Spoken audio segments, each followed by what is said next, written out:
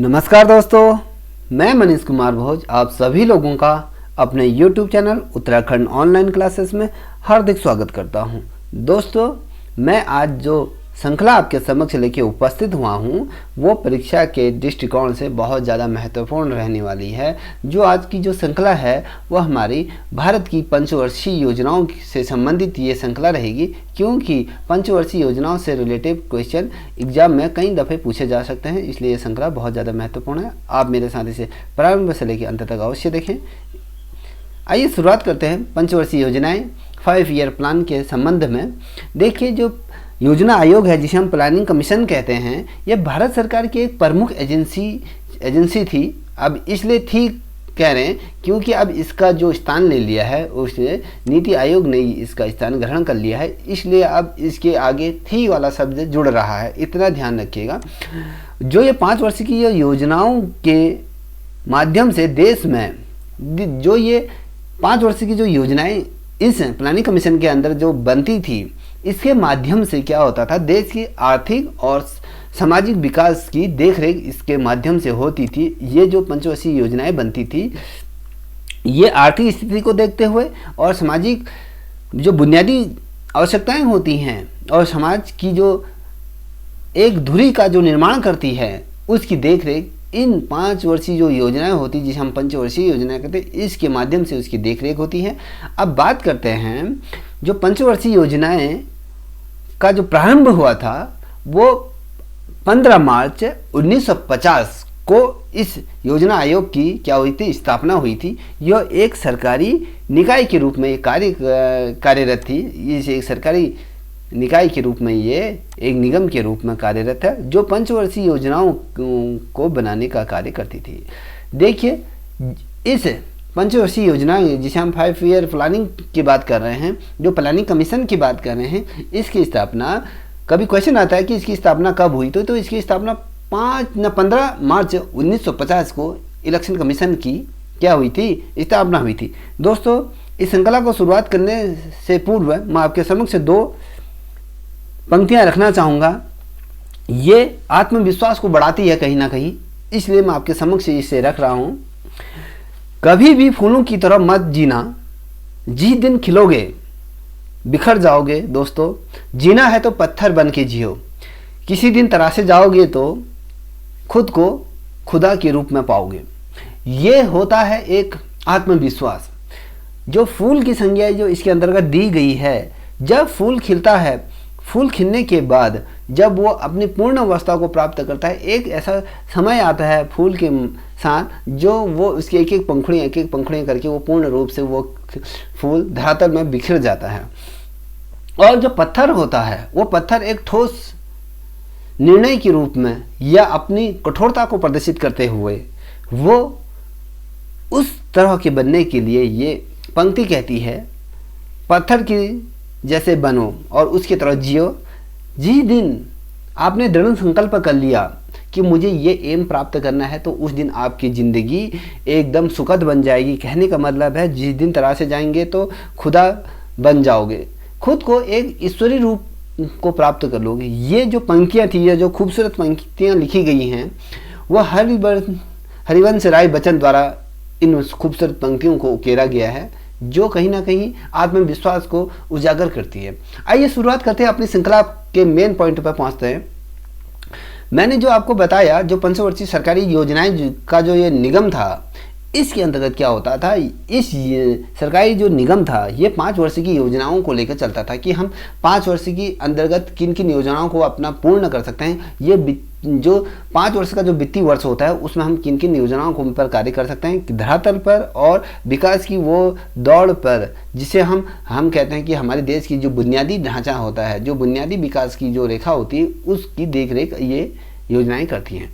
अब योजना आयोग का जो मूल उद्देश्य होता था, देखिए, जो योजना आयोग का जो मुख्य उद्देश्य होता था इसके अंतर्गत, ये मानवीय और भौतिक संसाधनों का उपयोग कर उत्पादकता को बढ़ाता है और रोजगार का क्या करता है, अधिक से अधिक रूप में अवसर प्रदान करता है। देखिए, इस जो 5 ईयर प्लानिंग की हम बात कर रहे हैं, इसको इसलिए बनाया गया था इसको इसलिए बना मद्देनजर रखा गया था। एक तो ये जो मूलभूत आवश्यकताएं होते हैं, जो मानव की जो मूलभूत आवश्यकताएं होती हैं, या हम भौतिक संसाधनों के रूप में कहें या उनका उपयोग करने के बाद जो उत्पादकता में जो बढ़ोतरी होती है, उसके माध्यम से क्या होता है, रोजगार के जो नए नए आयाम के रास्ते खुलते हैं और जो बेरोजगार जो जनता है उसको कहीं ना कहीं रोजगार का एक साधन प्राप्त होता है। ये जो पंचवर्षीय योजनाएं हैं, एक ओर से जो देश की आर्थिक और सामाजिक विकास दर की जो देखरेख तो करती ही है, साथ ही रोजगार के अधिक से अधिक अवसरों को ये उपलब्ध कराती है। पंचवर्षीय योजना इसलिए बहुत ज़्यादा महत्वपूर्ण थी। अब बात करते हैं योजना आयोग की, बात करते हैं योजना आयोग क्या है। योजना आयोग एक सरकारी निकाय के रूप में ये संचालित थी, ठीक है। जो योजना आयोग होता है ये एक सरकारी संस्थान के अंतर्गत एक निकाय के रूप में ये संचालित थी। इसका जो नेतृत्व होता है, या कहें जो इसकी जो देखरेख जिसके अंतर्गत होती है, ये इसका नेतृत्व जो करता है, ये प्रधानमंत्री के नेतृत्व में इसका गठन किया जाता है, ये इस निकाय का, जिसे हम आमतौर पर क्या कहते हैं, पूर्णकालीन उपाध्यक्ष इसका हुआ करता था। अब देखिए, इसका जो नेतृत्व तो प्रधानमंत्री करते थे, और साथ ही जो आमतौर पर यदि हम प्रधानमंत्री का नेतृत्व के बारे में यदि 2 पल के लिए भूल जाएं, तो आमतौर पर इसका पूर्णकालीन मतलब जब तक ये योजनाएं का प्रारंभ हुआ था, जब तक योजनाएं अंत तक नहीं पहुंच जाती थी, तो इसका एक पूर्णकालीन जो एक समय रहता है, जो 5 ईयर प्लानिंग की हम बात कर रहे हैं, तो इसका एक पूर्णकालीन एक उपाध्यक्ष हुआ करता था। अब नहीं होता है, क्योंकि उसका जो रूपरेखा जो परिवर्तित हो चुकी है, जो नीति आयोग ने उसको जो धारण कर लिया है। अब इसके आगे जो शब्द का जो उपयोग हो रहा है वो था और थी वाला जो शब्द का उच्चारण इस वजह से हो रहा है, तो पूर्णकालीन उपाध्यक्ष इसके अंतर्गत होता था, ठीक है। अब यदि हम बात करें योजना आयोग के संबंध में कुछ महत्वपूर्ण बिंदुओं पर, तो योजना आयोग ने देश और आर्थिक विकास में महत्वपूर्ण भूमिका निभाई। देखिए, हम अपने देश को वो अंतर्राष्ट्रीय पटल पर किस प्रकार से प्रस्तुत कर रहे हैं, वो प्रस्तुत करते हैं जो हमारे देश की आर्थिक इकोनॉमी होती है, जिसे हम समष्टि और व्यष्टि अर्थशास्त्र की यदि हम बात करें, जिसे हम जीडीपी कहते हैं, जीडीपी के माध्यम से ही हमारे देश अन्य देशों की श्रेणी में अपने आप को उस श्रेणी पर लाकर खड़ा करता है जहां पर वो देश विकासशील और विकसित देशों की श्रेणी की तरफ अग्रसर होता है। ये बहुत महत्वपूर्ण योजनाएं होती हैं। योजना आयोग का एक प्रारूप इसके अंतर्गत हमें देखने को मिलता है, ये योजना आयोग की भूमिका निभाती है। अब बात करें इसी श्रृंखला का, तो योजना आयोग ने देश की भौतिक पूंजी और मानव संसाधनों का आकलन करने के लिए ऐसे संसाधनों को बढ़ाने की संभावनाओं की जांच करने की जिम्मेदारी संभाली। अब देखिए, हमारे देश के अंतर्गत जो योजना आयोग ने क्या भूमिका निभाई, आज जो हम यदि हम कहें 20वीं सेंचुरी के अंतर्गत जब हम आज अपने देश को स्थापित कर चुके हैं, वो किसकी बदौलत से है, वो पंचवर्षीय योजनाओं की बदौलत से आज हम इस स्तर पे जो इस मुकाम पे पहुंचे हैं, वो पंचवर्षीय योजनाओं की बदौलत ही पहुंचे हैं। जो ये देश का आज नया भव्य रूप आपको देखने पड़ रहा है, जो एक नया भारत की जो हमने संकल्पना की थी, वो योजना आयोग के माध्यम से, जो हम पंचवर्षीय 5 ईयर प्लानिंग कमीशन की बात कर रहे हैं, तो उसके माध्यम से इसका एक नया भारत, एक नव भारत का निर्माण हुआ, जिसके अंतर्गत हमने पूंजी, भौतिक पूंजीवादी की बारे में बात करी, जो मानव की जो आवश्यकताओं को, जो संसाधनों की जो पूर्ति होती है, उसका आकलन इसके अंतर्गत करते हैं, और ही ऐसे संसाधनों को बढ़ाने की बात करता है। ऐसे संसाधन होते हैं, उनकी संभावनाओं को तलाशने की बात करता है, ठीक है। ऐसे संसाधनों को तलाशता है और उसकी स्वयं की जिम्मेदारी भी संभालने का ये कार्य करती है, जो विकास के रूप में या कहें सामाजिक जो ताना बाना होता है उसको बुनने का एक नया आयाम प्रस्तुत करता है। ये योजना आयोग की विशेषताएं थी, ये इसकी खूबसूरती थी। अब बात करते हैं योजना आयोग की जो 2 प्रमुख जिम्मेदारियां थी, वो क्या थी, उस पर हम प्रकाश डालेंगे। देखिए, जो योजना आयोग को 2 प्रकार से इसको जिम्मेदारियां सौंपी गई थी, देखिए उन जिम्मेदारियों पर हम चर्चा करेंगे। प्राथमिकताओं का निराकरण करना और योजनाओं के लिए संसाधनों का आवंटन करना। देखिए, हमने प्राथमिकता की बात कर रहे हैं, जो हमारी मूलभूत आवश्यकताएं हैं उनका किस प्रकार से हम निर्धारण कर रहे हैं, उन योजनाओं के लिए क्या संसाधनों का आवंटन कर पा रहे हैं, क्या जो योजना हम धरातल पर लागू कर रहे हैं, क्या उस धरातल के लिए आवश्यक संसाधनों की बात कर रहे हैं, या उसको किस प्रकार से इंप्लीमेंट हम समाज में करेंगे या नहीं करेंगे, उसकी रूपरेखा इसके अंतर्गत हम देखने को प्राप्त होगी। और संसाधनों की बात करें, हम संसाधनों के जो आवंटन करने की बात करें, यदि हमें खेतों को जोतने के लिए ट्रैक्टरों की आवश्यकता है तो हमें वो ट्रैक्टर उपलब्ध कराने होंगे ना, ये हमारे संसाधन है। अब जब तक हम इनको आवंटन नहीं करेंगे तो हम एक कृषि राष्ट्र की बारे में बात करेंगे, हम एक खाद्यान्न उत्पन्न देश और सर्वश्रेष्ठ भारत की बात करेंगे तो वो इन संसाधनों के बिना अधूरा होता है। तो इसकी जो प्राथमिकताओं का जो निर्धारण, इस योजनाओं के लिए जो संसाधनों का जो आवंटन करना है, ये मुख्य लक्ष्य इसके अंतर्गत था, ये इसका प्राथमिक लक्ष्य था जिसकी हम बात कर रहे हैं। जो दो प्रमुख योजनाओं का जो लक्ष्य इसके अंदर रखा गया था, ये दो लक्ष्य थे।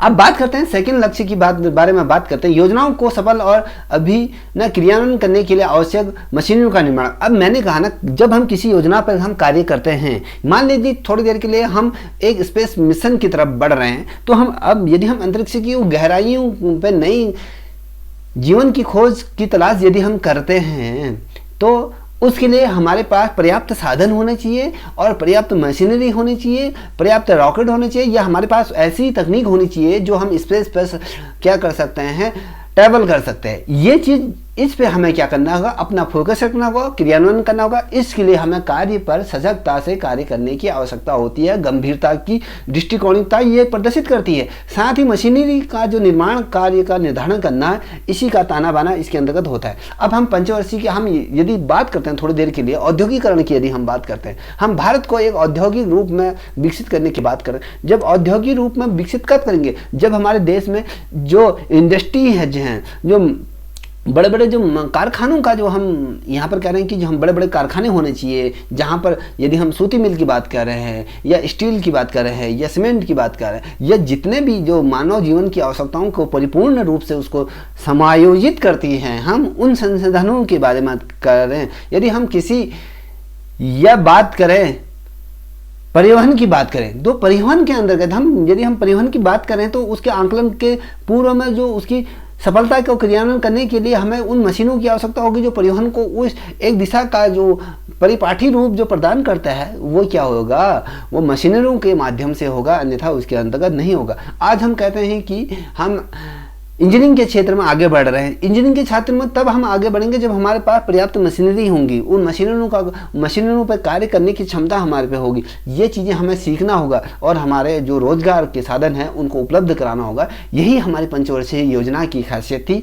यही इसकी भव्यता थी, यही इसकी एक जो कहे पूर्ण रूप से एक डोरी में जो बांध के जो रखती थी पंचवर्षीय योजनाएं ही, वो उसी की आधारशिला को ये परिभाषित करती थी। अब बात करते हैं दोस्तों योजना आयोग के, जब हम पंचवर्षीय योजनाओं की यदि हम बात करें, योजना के क्रियान्वयन के लिए को देखने के लिए NDC बनाया गया, जिसे हम राष्ट्रीय विकास परिषद की बात। अब हमने तो योजनाएं बनाई, उनमें क्रियान्वयन कार्य करने की यदि हम कोई मान लीजिए थोड़ी देर के लिए हमने कोई डैम पर निर्माण कार्य करने की हमने सोची, हम विद्युत के क्षेत्र में अपने आप को अग्रगण्य करने की सोच रहे हैं, तो हमने एक रूपरेखा बनाई, एक स्थान चयनित किया। उन स्थान को चयनित करने के लिए जो हमने धन आवंटन किया या जो हम कार्य कर रहे हैं, तो उसकी देखरेख के लिए भी तो एक शख्स होना चाहिए या एक ऐसी संस्था होनी चाहिए जो पूर्ण रूप से उसका व्यय इत्यादि चीज़ों का आकलन कर सके और जो चीज़ों की आवश्यकता है उस चीज़ को वहाँ पर परिपूर्ण रूप से उसको उपस्थित कर सके। तो इसकी जिम्मेदारी किसको सौंपी गई, राष्ट्रीय विकास परिषद को गठन किया गया, जो जिसे हम कहते हैं NDC का जो पूर्ण रूप होता है, राष्ट्रीय विकास परिषद को ये रूप एक भव्य रूप दिया गया था, जिसकी योजना आयोग में इसकी एक महत्वपूर्ण भूमिका रही है। जिसे NDC की जो स्थापना हुई थी, कभी आता है राष्ट्रीय विकास परिषद की स्थापना कब हुई थी, तो राष्ट्रीय विकास परिषद की स्थापना जो हुई थी 6 अगस्त 1952 को इसकी स्थापना हुई थी। इसको जो नाम दिया गया था सुपर कैबिनेट इसको कहा जाता था। ठीक है, फिर से दोहरा रहा हूँ, जो NDC जिसे राष्ट्रीय विकास परिषद की यदि हम बात कर रहे हैं, तो इसकी जो स्थापना हुई थी 6 अगस्त 1952 को इसकी स्थापना हुई थी, और जो इसको जो नाम दिया गया था, जो इसको पुकारा जाता था, सुपर कैबिनेट के रूप में इसे जाना जाता था, इसको कहा जाता था। अब बात करते हैं हम पंचवर्षीय योजनाओं के बारे में। ठीक है दोस्तों, बहुत ज़्यादा इंटरेस्टिंग ये टॉपिक रहने वाला है।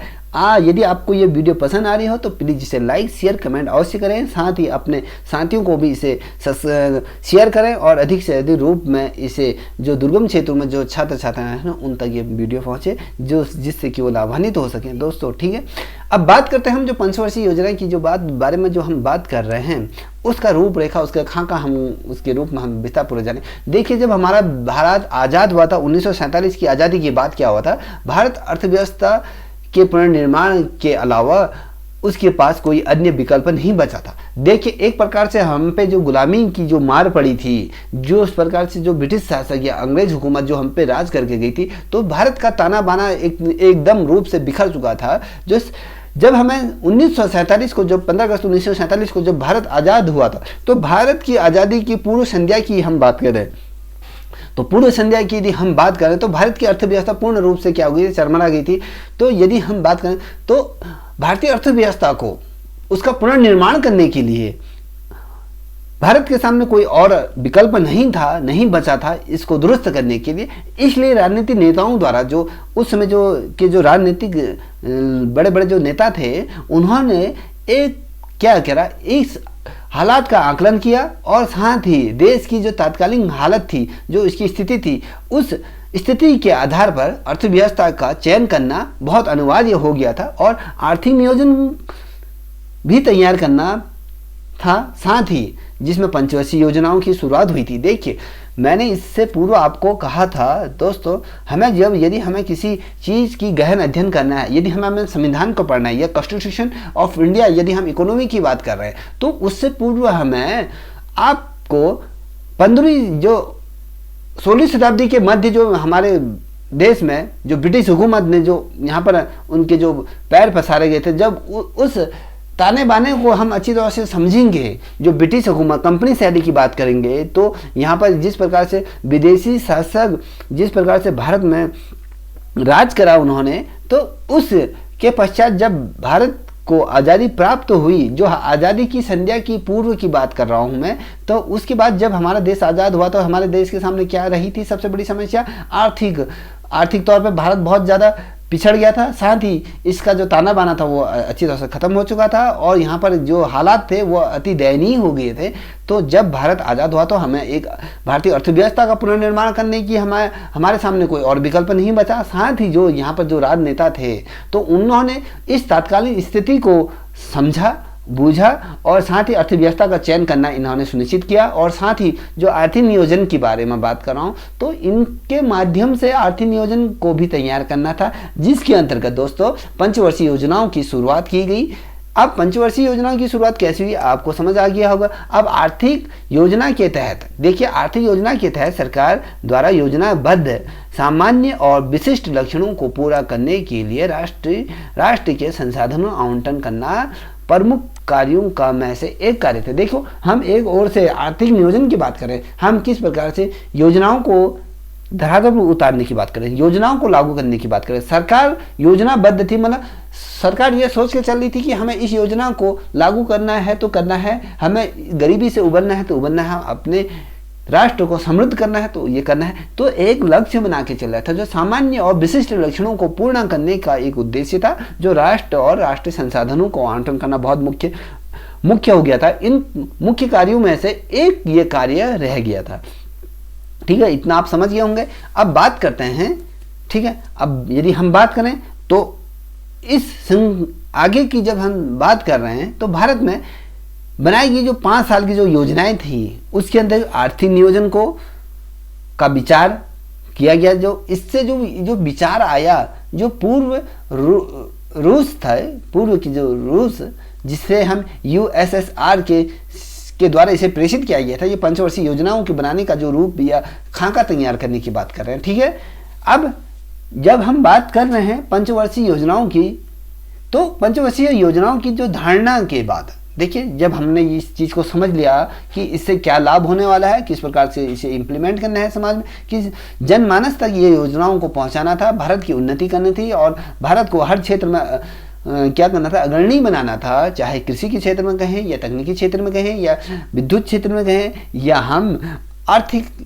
स्थिति के बारे में कहें या राष्ट्रीय इकोनॉमी की बात करें या राष्ट्रीय आय की यदि हम बात करें, हर क्षेत्र में अपने आप को सजग रूप से उपस्थित करने की बारे में बात करें, तो भारत ने 12 पंचवर्षीय योजनाओं की क्या करी, खाका तैयार करा, सूची जारी करी कि हम इस योजना के अंतर्गत हम इन कार्यों को संपादित करेंगे, इस वर्ष ये चीज़ों पर ज़्यादा फोकस रखा जाएगा। तो 12वीं पंचवर्षीय योजनाओं का ये जो हमारे यदि हम कहें जो पंचवर्षीय योजनाओं का जो आखिरी पंचवर्षीय योजना थी, जिसके बाद योजना आयोग का जो नाम ये पंचवर्षीय योजनाओं को विराम दे दिया गया था, उसके बाद योजनाओं को प्राथमिकता रूप में जो योजनाओं पर जो कार्य कर रही थी तो उनको नीति आयोग का जो प्रारूप हमें बदलता हुआ रूप देखने को मिला, तो वहां से पंचवर्षीय योजनाओं का भी प्रारूप बदल गया। ठीक है, जहां तक हम बात करें भारत ने जो 5 साल की जो योजनाओं को जो लॉन्च करना जो बंद कर दिया था, देखिए भारत सरकार ने अब क्या किया, जो पंचवर्षीय योजनाओं जो योजनाएं थी उनको लॉन्च करना उन्होंने क्या कर दिया था, बंद कर दिया। कहीं ना कहीं उनको यह लगा कि इन पंचवर्षीय योजनाओं के कारण जो अन्य योजनाएं हैं वो कहीं ना कहीं धरातल पर नहीं उतर पा रही हैं, और उन योजनाओं को धरातल पर उतारने के लिए इन पंचवर्षीय योजनाओं को बंद करना होगा। और नई नवराष्ट्र की हम बात करें तो नवराष्ट्र की संकल्पना को सजोए हुए इस योजना को विराम कर दिया गया, और योजना आयोग के स्थान पर जिसे हम नीति आयोग की बात करें उसने इसका नाम या इसका स्थान ग्रहण कर लिया। यदि हम नीति आयोग की बात करें, इसका जो नाम होता है, देखिए नीति आयोग का नाम भी किस प्रकार से रखा गया, बहुत इंटरेस्टिंग है। देखिए आप कभी पूछा जा सकता है आपको कि भैया नीति आयोग का नाम का अर्थ क्या है। देखिए इसका जो नाम था, एक थिंक टैंक लॉन्च किया गया था, एक थिंक टैंक के रूप में से लॉन्च किया गया था, मतलब एक बहुत घातक जो टैंक होता है उसके रूप में इसे थिंक टैंक के रूप में इसे लॉन्च किया गया था। अब नीति आयोग का कभी क्वेश्चन पूछा जाता है कि भैया नीति आयोग का पूर्ण नाम क्या है, कई दफ़े ये क्वेश्चन पूछा गया है। आप यदि यूपीएससी की तैयारी कर रहे हो या पीसीएस की या यूपी पीसीएस की बात कर रहे हैं, तो किसी भी राज्य की यदि आप परीक्षाओं की तैयारी कर रहे हैं तो उसके अंतर्गत आपको इस समावेशी शब्द का रूप के अंतर्गत जो प्रश्न बना वो आपको देखने को मिला होगा। नीति आयोग, NITI, नीति जो नेशनल इंस्टीट्यूट ऑफ टेक्नोलॉजी और टेक्निकल ऑफ इंडिया जो ये नाम दिया गया था, ठीक है, sorry, national institute of transforming India जो नाम दिया गया था, ये नीति आयोग का ही एक रूप है। ठीक है दोस्तों, अब हम बात करते हैं पंचवर्षीय योजनाओं के बारे में बात करेंगे। पंचवर्षीय योजना की जो प्रथम योजना के बारे में बात करेंगे। प्रथम योजना को शुरुआत करने से पूर्व मैं आपके सम्मुख से हरिवंश राय की 2 पंक्तियां रखना चाहूंगा, बखूबी हैं। देखिए, आज अपने ख्वाबों में सच बनाना चाहता हूं, आज अपने ख्वाबों को मैं सच बनाना चाहता हूं, दूर इस कल्पना को पार करना चाहता हूं। देखिए, जो हमने जो ख्वाब देखे हैं, आज जो हम इस वीडियो को देख रहे हैं या इसको समझ रहे हैं, तो हम अपने एक एम को निर्धारण करते हुए उस लक्ष्य को प्राप्त करने की कोशिश कर रहे हैं, जो दूर कल्पना के माध्यम से उसको पास पाने की कोशिश कर रहे हैं। यही हरिवंश राय की बहुत बखूबी जो प्रेरणादायक जो पंक्तियां जो हरिवंश राय द्वारा लिखी गई हैं, ये जीवन में इम्प्लीमेंट करें और अपने लक्ष्य को प्राप्त करें। आइए शुरुआत करते हैं दोस्तों। आज का जो प्रथम पंचवर्षीय योजना क्या है, इस योजना का मूल उद्देश्य क्या था, इसका लक्ष्य क्या था, ये किन किन कार्यों के अंतर्गत इसका संपादन किया गया था, ये सारी चीज़ों पर हम चर्चा करेंगे। आज का जो प्रथम जो पंचवर्षीय योजना है, प्रथम पंचवर्षीय योजना 5 ईयर प्लानिंग।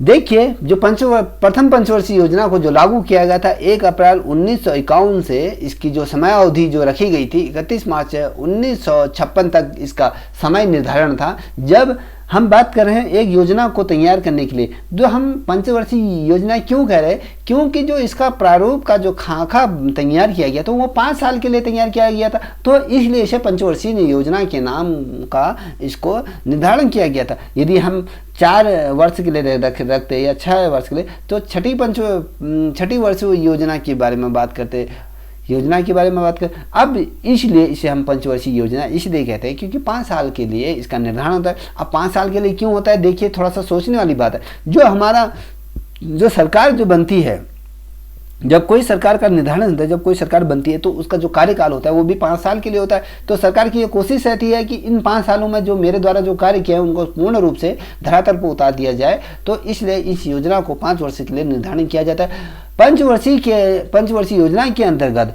जो प्रथम योजना थी 1 अप्रैल 1951 से इसका आरंभ हुआ, 31 मार्च 1956 तक ये चला। अब देखिए 31 मार्च तक ये क्यों हुआ, देखिए क्या होता है, 1 अप्रैल से हमारा वित्तीय वर्ष चलता है और 31 मार्च को ये वित्तीय वर्ष समाप्त होता है। ये वित्तीय वर्ष को मद्देनजर रखते हुए ये इसलिए इसे पंचवर्षीय योजना को 31 मार्च 1956 रखा गया। देखिए वित्तीय वर्ष, यदि हम एक साल का यदि वित्तीय वर्ष माने, एक साल कब कहाँ से प्रारंभ होता है? 1 अप्रैल 1951 से होता है। यदि हम इसको निर्धारण करें, इसका अंत है तो 31 मार्च 1952 इसका क्या होगा? समाप्ति का वर्ष होता है। अब जो पंचवर्षीय योजनाओं के हम बारे में बात करें तो 1 अप्रैल 1951 से लेके 31 मार्च 1956 के मध्य ये योजना रही। और इस योजना को जो मॉडल जो आधारित था, इसका जो यह हेराल्ड डोमर मॉडल पर आधारित था। ठीक है, फिर से दोहरा रहा हूं, हेराल्ड डोमर मॉडल पर इसको आधारित किया गया था। हेराल्ड डोमर मॉडल यह सशक्त एवं आवरण वाली वृद्धि करने की क्षमता इसके अंतर्गत थी, इसका ये रखा गया था।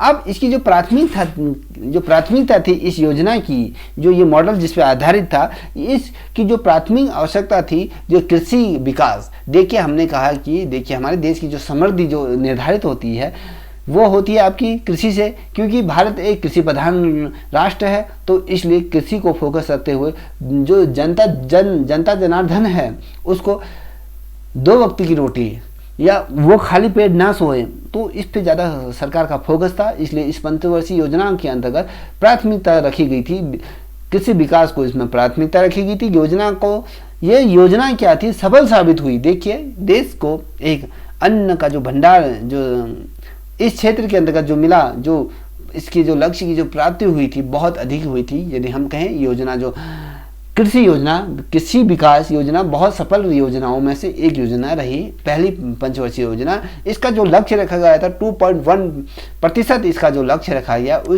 इसकी प्राप्ति क्या हुई थी? देखिए हमने तो लक्ष्य कितना रखा था कि 1 अप्रैल 2051 से 31 मार्च 1956 के मध्य जो हमने इस योजना का जो टारगेट रखा था, इस टारगेट जो रखा था 2.1% लक्ष्य का रखा था।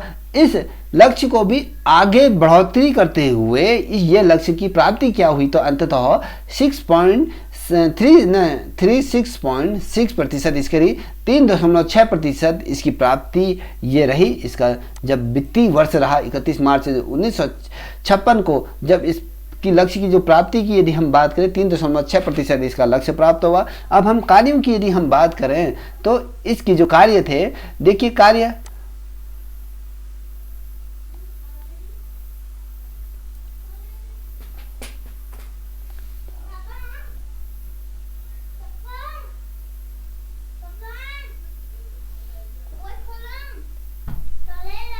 मम्मी से को जाओ।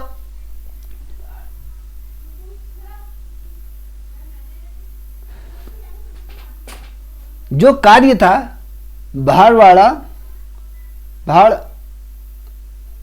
नागल जो डैम है या हरिकुंड या कहें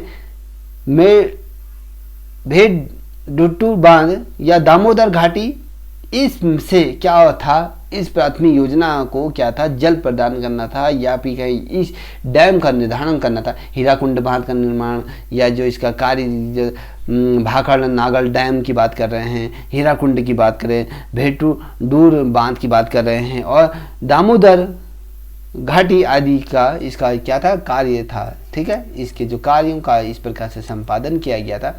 अब बात करते हैं 1956 में 5 IIT शुरू किए गए थे भारत में।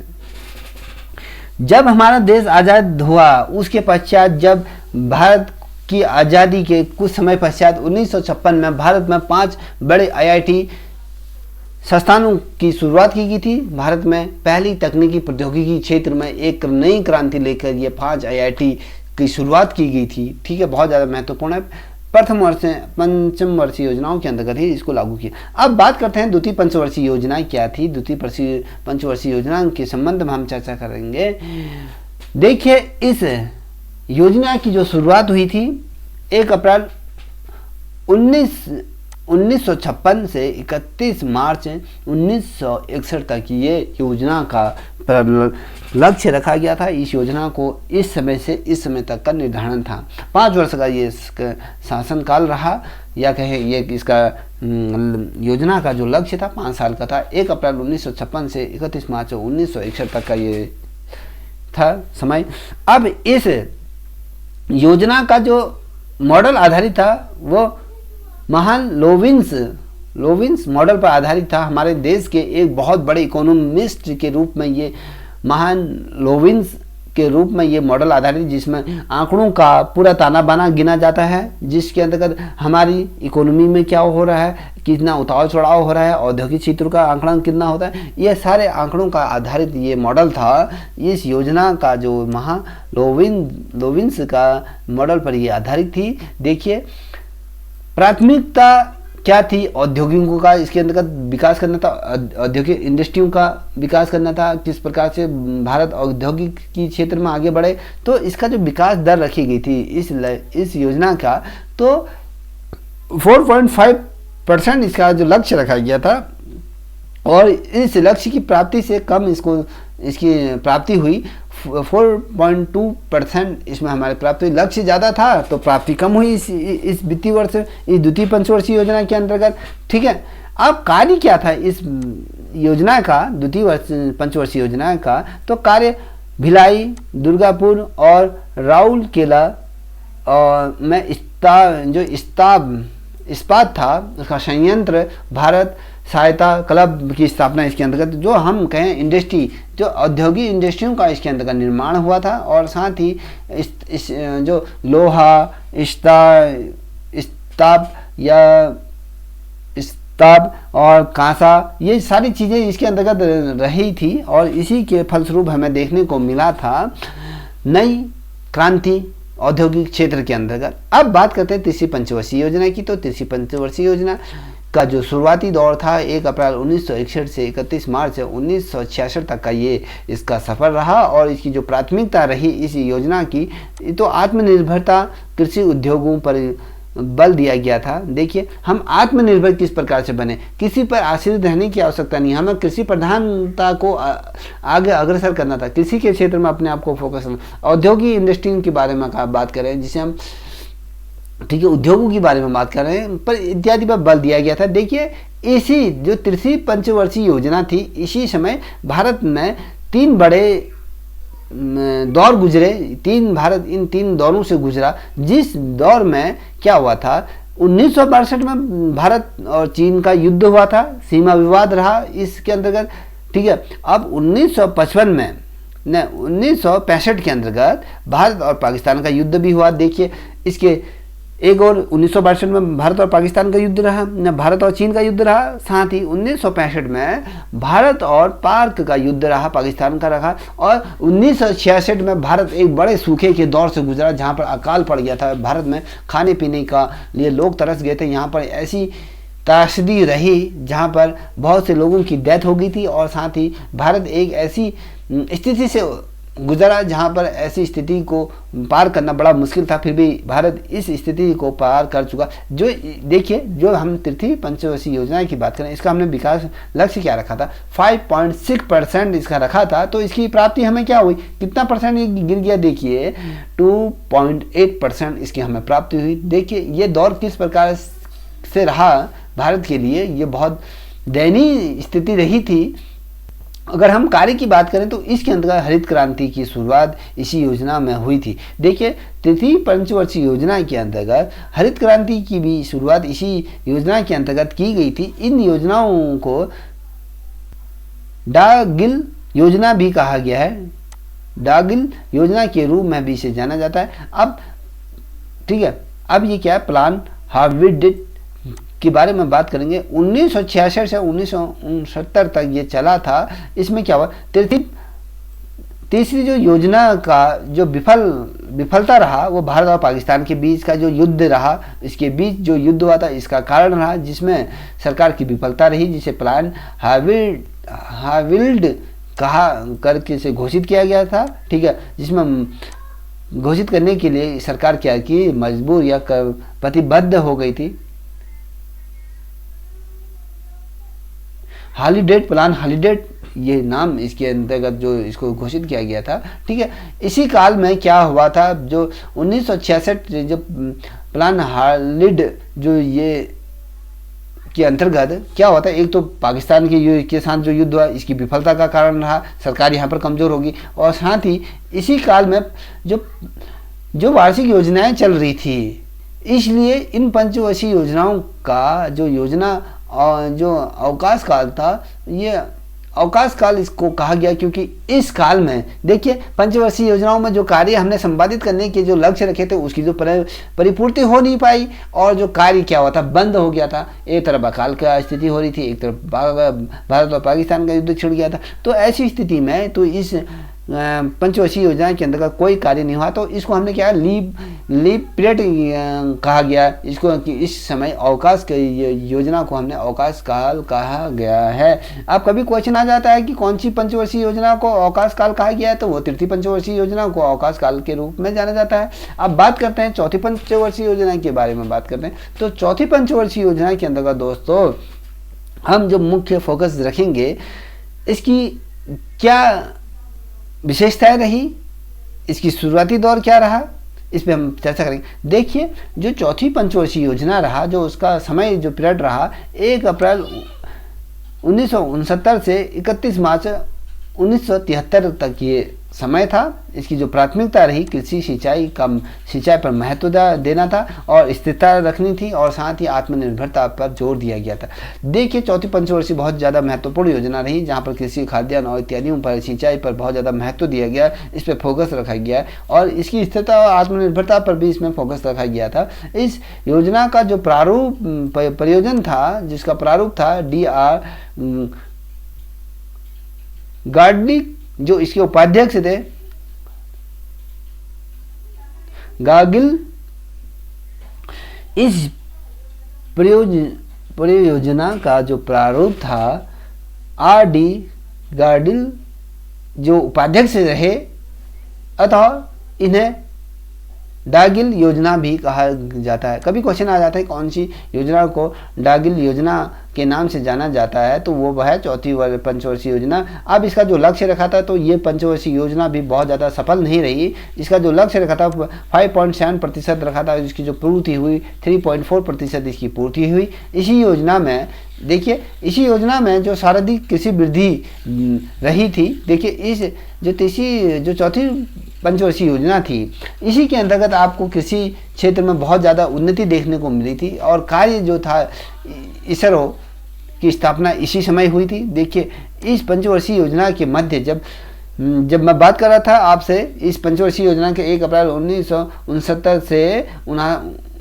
से क्या था, 31 मार्च 1973 के मध्य क्या हुआ था, इसी 5 साल के मध्य के दौरान इसरो की स्थापना भारत में हुई, जो आज हमारे अंतरिक्ष के क्षेत्र में जो हमारा जो डंका बजता है आज अमेरिका या नासा इत्यादि क्षेत्र, फ्रांस इत्यादि के देशों के साथ आज हम लोहा मनवाते हैं, ये इसरो के माध्यम से ही ये सफल हो पाया है। और साथ ही इसी वर्ष 14 बैंकों को राष्ट्रीयकरण इस समय हुआ था, 14 बैंकों का राष्ट्रीयकरण इसी समय हुआ था, इसी पंचवर्षीय योजना के अंतर्गत हुआ था। अब बात करते हैं पंचवर्षीय योजना, जो पांचवी जो योजना थी, पांचवी योजना का जो क्या लक्ष्य था इसकी बात करें।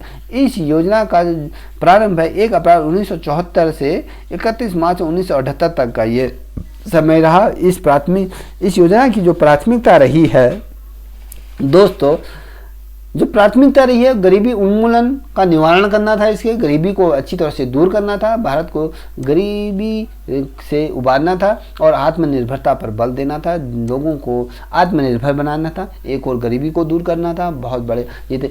इसी पंचवर्षीय योजना के अंतर्गत गरीबी हटाओ का भी नारा इसी पंचवर्षीय योजना के लिए दिया गया था, क्योंकि पूर्ण रूप से भारत को गरीबी मुक्त करना था, कोई भी गरीब ना रहे। ठीक है, इस योजना का जो लक्ष्य था, इस योजना में पहली बार गरीबी एवं बेरोजगारी पर ध्यान दिया गया था। किस प्रकार से बेरोजगारी दर बढ़ रही है भारत में और गरीबी किस प्रकार से अपनी पैर पसार रही है, इस पे सरकार का फोकस था। तो इस पंचवर्षीय योजना के अंतर्गत गरीबी उन्मूलन पर निवारण करना था, आत्मनिर्भरता पर, बेरोजगारी पर फोकस रखा गया था। ठीक है, अब इसका जो लक्ष्य रखा गया था दोस्तों, 1% इसमें बढ़ोतरी हुई थी विकास दर की। इसमें हम यदि इसकी विकास दर की बात करें तो इसका जो लक्ष्य रखा गया था 4.4% इसका लक्ष्य रखा था, और जो हमें प्राप्ति हुई थी 4.5% इसमें लक्ष्य, 1% की इसमें हमने बढ़ोतरी देखने को मिली। और यह पंचवर्षीय योजना का जो समय से पूर्व यह समाप्त हो गई थी। देखिए जो इसका जो पीरियड रखा था 31 मार्च 1978 से पूर्व इस योजना को इसकी योजना की अवधि पूरी हो गई थी, इसे समाप्त हो गई थी। देखिए 4 वर्ष तक इंदिरा गांधी की सरकार चली थी इस समय, और उसके बाद क्या था, मोरारजी देसाई जी की जनता पार्टी आई, ठीक है, शासन में मोरारजी देसाई की पार्टी आई, और इन्होंने क्या किया गया था, ये जो इसके अंतर्गत जो कार्यों का जो गठन किया गया था NABARD का इसके अंतर्गत गठन किया गया था, जिसमें 1975 में TPP लाया गया था, 20 पॉइंट ऑफ प्लानिंग इसके अंतर्गत लाया गया था, जिसे हम कहते हैं। देखिए इस योजना में जो 1975 से जो TPP जो लाया गया था, 20 पॉइंट ऑफ प्लानिंग की है, इस योजना के अंतर्गत बात की गई थी। तो इस योजना की बात इसलिए की कि यहाँ पर जनता पार्टी की सरकार ने क्या खारिज कर दिया था इस चीज़ को, और रोलिंग प्लानिंग इसके अंतर्गत लाया गया था, जो गुन्नार भिंडल द्वारा इसको बनाई गई थी, ठीक है। ये बहुत ज़्यादा महत्वपूर्ण टॉपिक है दोस्तों, इसको ध्यान दीजिए, इसे मेरे साथ आप नोट करते हुए चाहिए। अब देखिए यह योजना को अवकाश योजना जो कहा गया था 1979 से 80 तक का ये जो समय रहा, 1 साल का जो पीरियड रहा, इसे हमने क्या कहा, अवकाश योजना अवकाश इसको कहा गया। और ठीक है, इस योजना के अंतर्गत ये चीज़ें समावेशित थी। अब यदि हम बात करें अब छठी पंचवर्षीय योजना की यदि हम बात करें तो इस योजना का जो समय था 1 अप्रैल 1980 से 31 मार्च 1985 का ये समय रहा था। और इस योजना में जो लक्ष्य रखा गया था तो आर्थिक उदारीकरण की इसमें शुरुआत हुई थी, जिसकी जो प्राथमिकता इसमें जो दी गई थी गरीबी निवारण और आर्थिक विकास आत्मनिर्भरता का लक्ष्य रखा गया था। इसमें भी क्या हुआ था,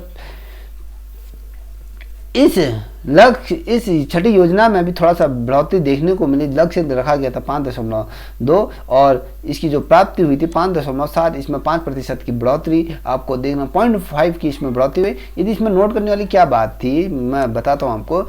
यह पंचवर्षीय योजना अर्थव्यवस्था के लिए बहुत बड़ी सफल साबित हुई, क्योंकि हमें जो हमारी इकोनॉमी की बात कर रहे हैं, जो GDP को एक ग्रोथ इसमें मिली थी, ये अर्थव्यवस्था के लिए एक वरदान साबित हुई थी, क्योंकि इसमें जो आर्थिक विकास की यदि हम बात करें, गरीबी निवारण की इसके अंतर्गत जो बात की गई थी, इस वजह से ये सफल रही थी।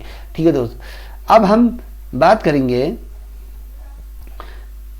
7वीं पंचवर्षीय योजना की यदि हम बारे में बात करें तो इसमें देखेंगे इसका जो गठन हुआ था 1 अप्रैल 1985 से 31 मार्च 1990 के मध्य इसका क्या हुआ था, इस पंचवर्षीय योजना को लागू किया गया था। इसका जो मॉडल था जॉन W मिलर मॉडल पर ये आधारित थी। ठीक है, कभी क्वेश्चन आ जाता है कि 7वीं पंचवर्षीय योजना का मॉडल किस पर आधारित है, जॉन W मिलर मॉडल पर ये आधारित थी। और इसकी जो प्राथमिकता थी रोजगार, शिक्षा और जन स्वास्थ्य पर इसका फोकस था। देखिए जो इंसान की जो मूलभूत आवश्यकताएं थी ये इस पर फोकस थी, और भोजन, काम और उत्पादन का इसके अंतर्गत नारा दिया गया। भोजन, काम, उत्पादन का इसके अंतर्गत नारा दिया गया था। इसकी जो विकास दर जो रखी थी, जो लक्ष्य रखा था 5%, इसकी जो बढ़ोतरी हुई थी 6% इस योजना के अंतर्गत बढ़ोतरी हमें देखने को मिली थी। और इसके जो कार्य थे, कार्यों के अंतर्गत इसको हमने क्या रखा था, गरीबी की माप इसके अंतर्गत की गई थी। और जोहर योजना इसके अंदर इसी समय चली थी।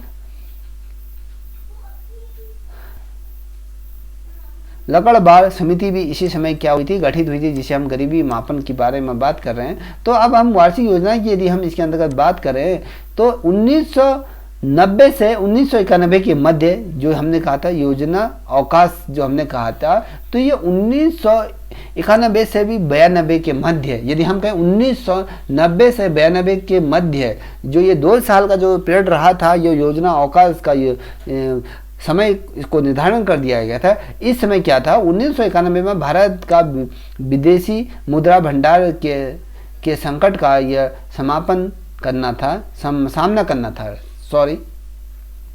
1991 में जब भारत का जो विदेशी मुद्रा भंडार था उसमें क्या था, संकट का काल आ गया था, उसमें संकट का सामना देश को करना पड़ा था और 1 अरब, बात कर रहा हूँ मैं, 1 अरब अमेरिकी डॉलर के भंडार देश के पास बचे थे। देखिए उस समय 1992 से 90 से 92 के बीच की बात कर रहा हूँ, तो इस समय भारत को क्या था, 1 अरब अमेरिकी डॉलर के भंडार देश के पास ही बचे थे। देखिए इससे ज़्यादा रकम भारत के पास बची नहीं थी, बस शेष जो बचा था 1 अरब अमेरिकी डॉलर ही शेष बचा था। कभी क्वेश्चन आ जाता है कि कौन सी योजना के अंतर्गत 1 अरब अमेरिकी डॉलर शेष भारत के पास बचा था, तो ये आपकी जो योजना है वो सातवीं पंचवर्षीय योजना के अंतर्गत ये चीज़ें देश को दंश झेलना पड़ा और ये कहें देश के पास 1 अरब अमेरिकी डॉलर ही शेष बचा था, देश के जो भंडार घर होते हैं।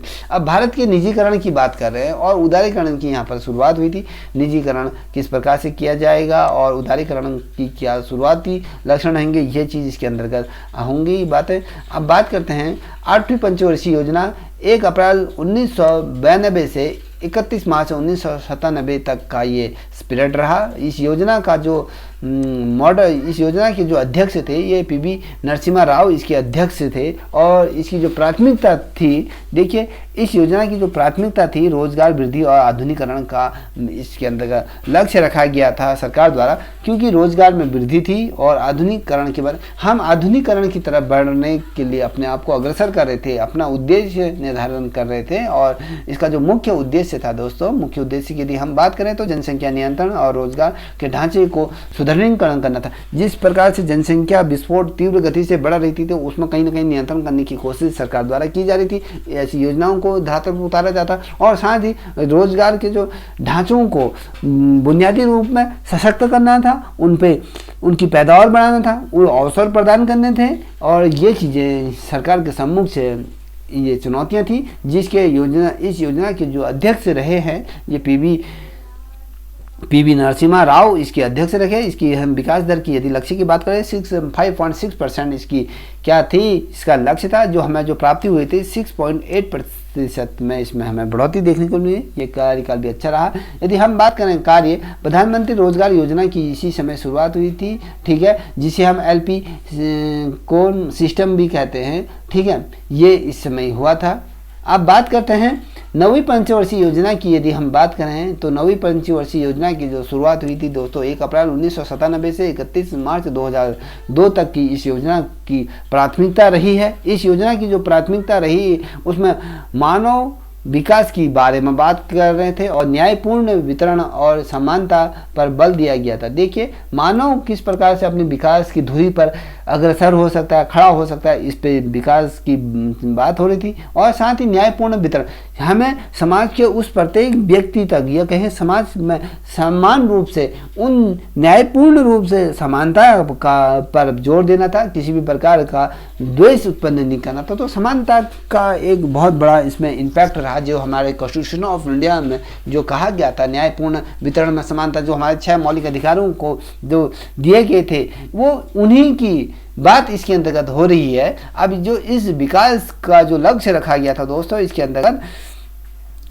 लक्ष्य था आपका 6.5% इसका लक्ष्य था और प्राप्ति इसकी थी 5.5% इसकी रही। 1% इसमें घटोत या कहें कमी देखी, घाटा इसमें हुआ। अंतर्राष्ट्रीय गंदगी के कारण यह असफल रही। गंदगी मतलब हम अंतर्राष्ट्रीय रूप से एक दूसरे से जो संबंध बनाना चाह रहे थे उस को स्थापित नहीं कर सके, तो जो ये गंदगी की बात करें तो ये इस कारण से ये असफल रही, ठीक है।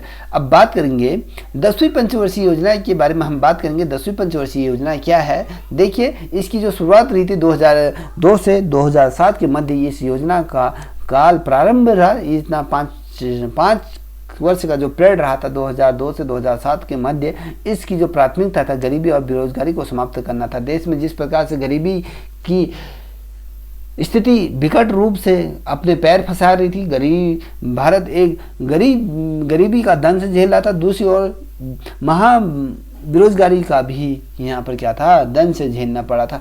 इन चीज़ों को कम करने के लिए सरकार द्वारा इस वर्ष को प्राथमिकता के रूप में गरीबी और बेरोजगारी को समाप्त करने का ये निर्णय लिया गया था। देखिए, इसमें रोजगार के साधनों को उपलब्ध कराना था, अवसरों को प्रदान करना था, जनसंख्या को एक सुखमय जीवन देने की बात करी थी, बेरोजगारों को स्वरोजगार की ओर इसमें अग्रसर करना था, गरीबी को सामान्य तरह को ले जाने के लिए था कि गरीबी को पूर्ण रूप से समाप्त करने का इसके अंतर्गत लक्ष्य रखा था। ये अगले 10 वर्ष में जो प्रति व्यक्ति आय इसके अंतर्गत क्या करना था, दुगना करना था। देखिए, जो व्यक्ति आज 2,000 रुपये कमा रहा है तो वो 2,000 से 4,000 रुपये के बीच की जो समय सीमा को प्रतिबद्ध कर दिया गया था, ये इसका मेन उद्देश्य था। जो विकास दर इसमें जो नापी गई थी वो 8% थी और जो हमें प्राप्ति हुई थी 7.7% इसके अंतर्गत प्राप्ति हुई थी। और इसके अंतर्गत इसी समय क्या हुआ था, 7 से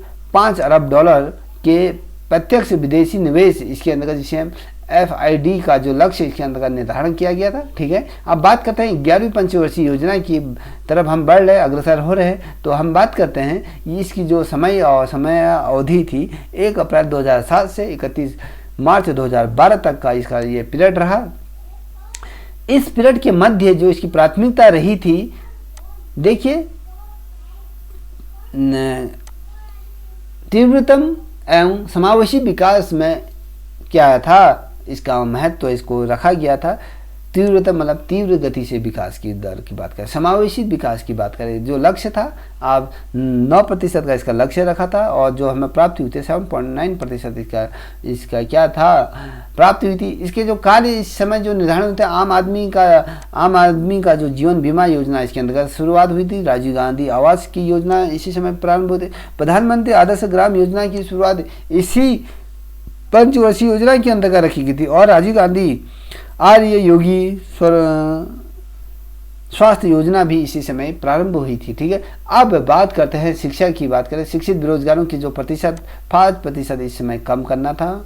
ठीक है, और 5% अधिक अनावरण में इसमें वृद्धि हुई। 5% हम कम करने की बात करें तो अधिक हम इसका अनावरण करें इस योजना का तो 5% की जो वृद्धि इसमें देखने को मिली थी इस योजना में। अब बात करते हैं 12वीं पंचवर्षीय इस श्रृंखला की जो अंतिम योजना रही थी। 12वीं पंचवर्षीय योजना के बाद नीति आयोग ने इसका स्थान ग्रहण कर लिया। अब देखिए, इसका जो समय रहा था 1 अप्रैल 2012 से 31 मार्च 2017 तक का ये पीरियड था। इसमें भी जो प्राथमिकता थी तीव्रतम एवं समावेशी विकास में इसमें जोर दिया गया था, जिसमें यह कहा गया था 100% का जो साक्षरता का लक्ष्य भारत के प्रत्येक व्यक्ति को साक्षरता दिलानी थी। यदि ग्रामीण क्षेत्र से शहरी क्षेत्र तक का पूर्ण रूप से शिक्षित समाज बने और विद्युतीकरण पूर्ण रूप से हो जाए, पूर्ण भारत में, और बैंकिंग सुविधाएं का लाभ हो जनमानस को, और साथ ही स्वास्थ्य व्यवस्थाएं जो हमारी चरमरा गई थी उनको दुरुस्त करने का इसके अंतर्गत लक्ष्य रखा था। और विकास, कौशल विकास की नींव रखने की इसके अंतर्गत बात की थी।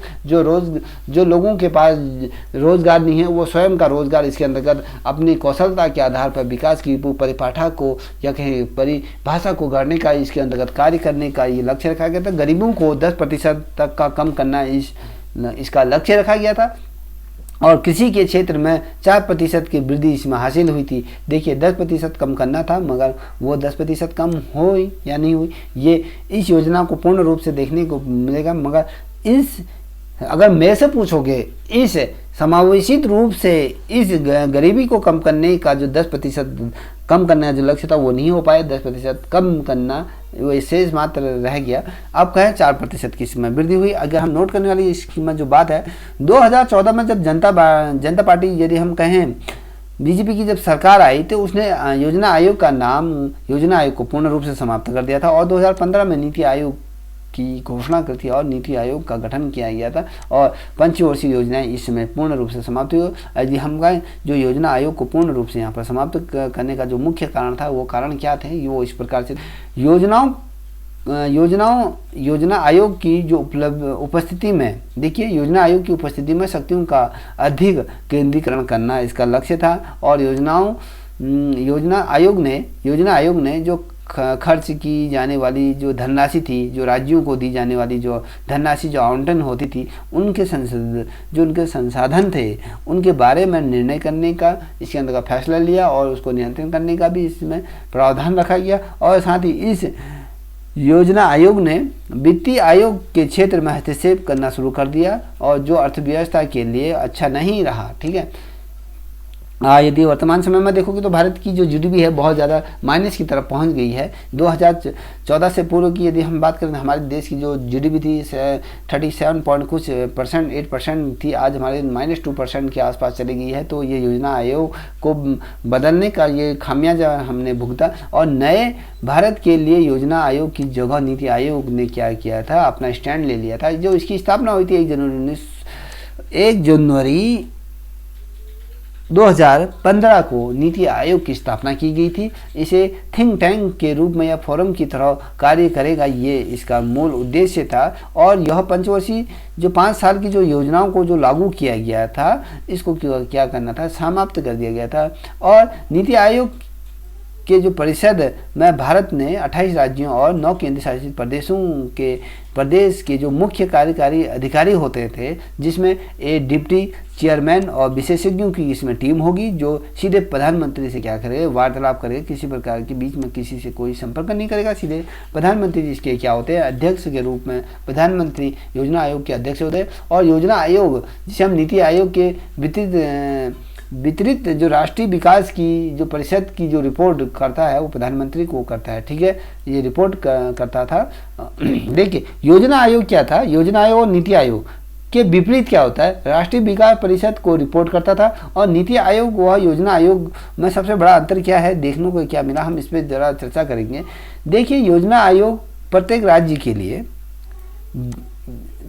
के लिए 20 सामान्य दृष्टिकोण, सामान्य जो दृष्टिकोण था वो सभी शक्तियां क्या थी, केंद्र पर केंद्रित थी। योजना आयोग के जो प्रत्येक राज्य थे, जो बीच का जो सामान्य दृष्टिकोण था वो सभी शक्तियां केंद्र पर आधारित थी। अब नीति आयोग के अंतर्गत क्या अंतर देखने को मिला, नीति आयोग ने जमीनी स्तर पर इसे कार्य करने का पहल शुरुआत की और इसका जो निर्णय लिया गया था वो सीधे राज्यों की इसमें भागीदारी को बढ़ा दिया गया, जिससे पूर्व क्या था, जो राज्यों की भागीदारी उतनी नहीं थी, वो केंद्र पर वो पूर्ण रूप से आश्रित थी। और नीति आयोग आने से क्या हुआ, इसमें राज्यों को सीधा इसमें हस्तक्षेप करने को अधिकार रूप दे दिया गया था। और साथ ही ये सीधे जो इसके जो कमेटी के जो सदस्य थे, जो इसमें जो राज्य के जो अधिकारी, जो डिप्टी चेयरमैन जो नियुक्त किए थे, और जो जनगण जो राज्य के जो अधिकारी गण थे, वो सीधे प्रधानमंत्री से वार्तालाप इसके अंतर्गत कर सकते थे। बीच में किसी भी प्रकार से किसी को ये क्या कर सकते, बीच में किसी भी प्रकार से लोगों से ये कांटेक्ट नहीं करके सीधे प्रधानमंत्री को अपनी रिपोर्ट प्रस्तुत कर सकते। दोस्तों आज के लिए इतना ही। यदि आप लोगों को वीडियो पसंद आए तो प्लीज़ इसे लाइक शेयर कमेंट अवश्य करें। आपको ये वीडियो कैसी लगी प्लीज़ कमेंट सेक्शन में जाकर अपना सुझाव दें, और साथ ही मैं आपको नई वीडियो इसी प्रकार लाता रहूँगा। आज के लिए इतना ही। जय हिंद, जय भारत।